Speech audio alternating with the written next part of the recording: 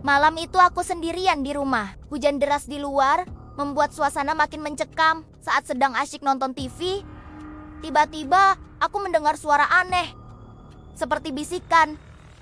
Sangat lirih. Aku matikan TV dan mencoba mendengarkan lebih jelas. Sunyi.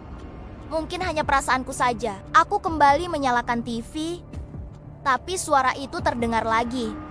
Kali ini lebih jelas. Suara anak kecil memanggil namaku. Aku merinding dengan jantung berdebar kencang.